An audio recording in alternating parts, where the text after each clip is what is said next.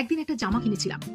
জামাটা একটা অকেশনে পরার পর সবাই আমার এত প্রশংসা করেছিল, তখন ভেবেছিলাম যে না, এই জামাটা সচরাচর সব জায়গায় পরলে হবে না, এটাকে গুছিয়ে এমন ভাবে আলমারিতে তুলে রাখবো, বিশেষ কোনো অকেশন হলে তখনই এই জামাটা পরবো, না হলে নষ্ট করবো নাকি এই জামাটা পরে পরে সবসময়।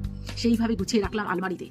অনেক অকেশন এসছে, কিন্তু তখনও মনে হয়েছে না না, এটা সেই জামা পরার জন্য অকেশনটা নয়, আরো কোনো ভালো অকেশন আসুক তারপরে এই জামাটা পরবো। এই করে করে অকেশনটা এলো, কিন্তু আমি যখন জামাটা পরতে গেলাম তখন দেখলাম এই জামাটা এরম আসছে না, টাইট হয়ে গেছে, মানে আমার শরীর মোটা হয়ে গেছে, আমি ওই জামাটা পরতে পারছি না আর। সেই রকমই আমাদের কিছু কিছু সম্পর্ক না, আমরা মানে আমাদের খুব ফেভারিট সম্পর্ক, কিন্তু আমরা না ওই সম্পর্ককে মানে ভাবি যে না না এখন বলবো না, পরে বলবো কথাটা, বা এখন কোথাও ঘুরতে নিয়ে যাবো না, 2 বছর আরেকটু টাকা জমুক তারপরে ঘুরতে নিয়ে যাবো। কিন্তু সময়টা কি আমাদের থাকবে? কোনো সম্পর্ক বা জামা কাপড় ওরকম না গুছিয়ে আলমারির মধ্যে রেখে দিও না। সম্পর্ক বা জামা কাপড় যাই হোক না কেন, সেটাকে সঙ্গে সঙ্গে ব্যবহার করার চেষ্টা করো। কে কখন কোথায় থাকি, আদৌ পৃথিবীতে থাকবো কিনা কেউ জানে না।